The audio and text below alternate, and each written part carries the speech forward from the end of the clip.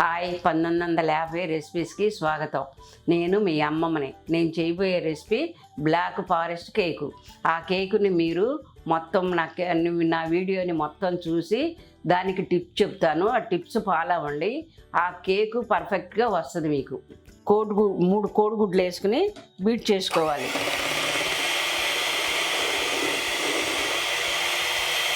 ఇప్పుడు పంచదార పౌడర్ని 1 కప్పు తీసుకోవాలి. దీన్ని కూడా 2 సార్లు వేసుకుని బీట్ చేసుకోవాలి. కరిగే వరకు బాగా బీట్ చేసుకోవాలి.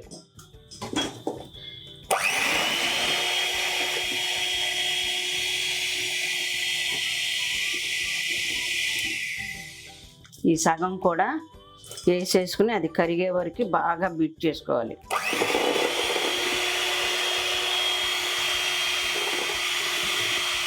ఇప్పుడు నేను బటర్ని కరిగించుకుని పోసుకుంటున్నాను. దీన్ని కూడా బాగా బెండ్ చేసుకోండి.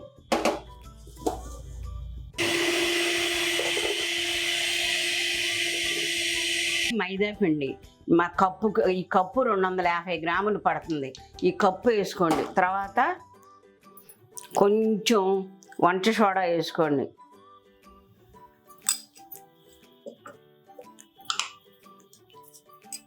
తర్వాత 1/2 స్పూన్కి బేకింగ్ పౌడర్ వేసుకోండి.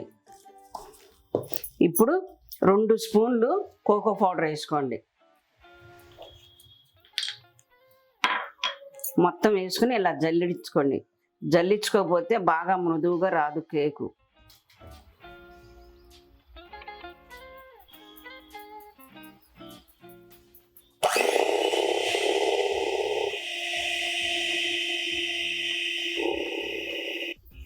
ఇలా బాగా అన్నీ వేసుకుని బాగా బెండ్ చేసుకుంటే స్మూత్గా వస్తుంది కేకు.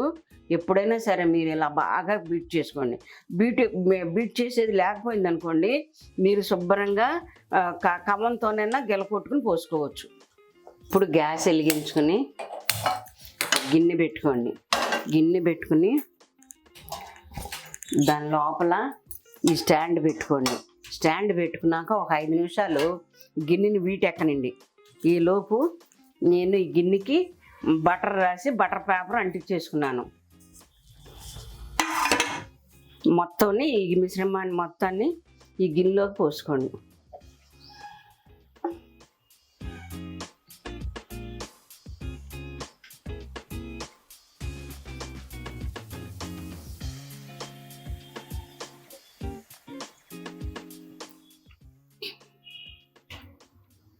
మిశ్రమం పోసాక ఇలా కొంచెం కొట్టుకుంటే లోపల ఉన్న బుడగలన్నీ పోయి సాఫ్ట్గా వస్తుంది.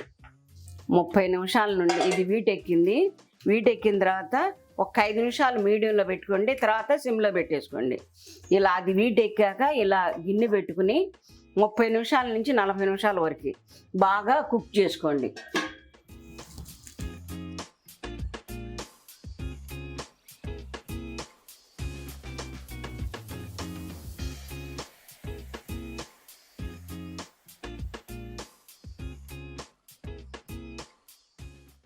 ఇప్పుడు కేకు కదలకుండా ఉండటానికి అలాంటి చెక్క ముక్క పెట్టుకోండి. ముందు కొంచెం ఇప్పింగ్ క్రీము ఆ అడుగును రాస్తే ఆ కేకుది పీసు కదలకుండా అంటుకుని ఉంటుంది, మీరు ఎలా రాసినా కూడా.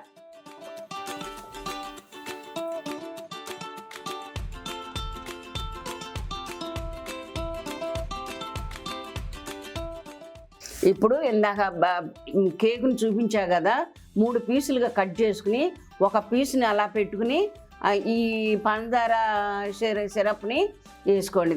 పంచదార సిరప్ ఎలా చేసుకోవాలంటే 1 కప్పు పంచదార వేసుకోండి, 2 కప్పులు వాటర్ పోసుకోండి.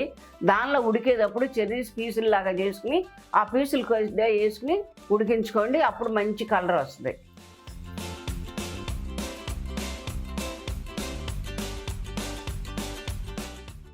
ఇప్పుడు ఈ విప్పింగ్ క్రీమ్ని పైన రాసుకోవాలంతా ఒక లేయర్గాను.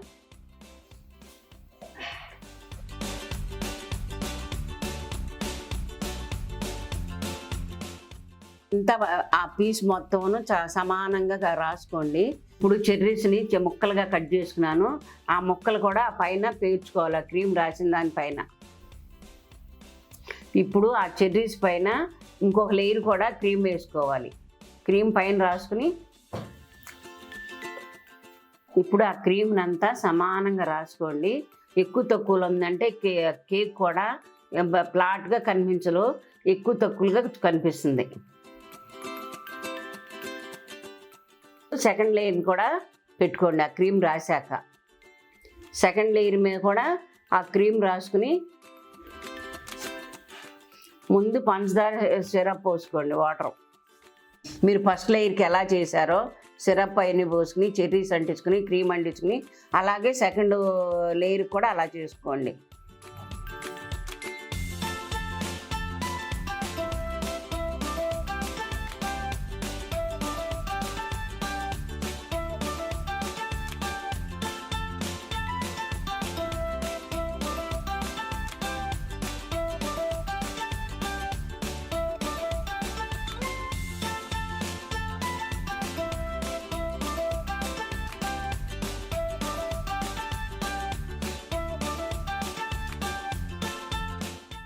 ఇప్పుడు మూడో లేయర్ కూడా అలా పెట్టుకుని సిరప్ మాత్రం రాయబాకండి, చెర్రీస్ కూడా అంటించుకోబాకండి, ఒట్టి క్రీమ్తో కవర్ చేసుకోండి మీరు.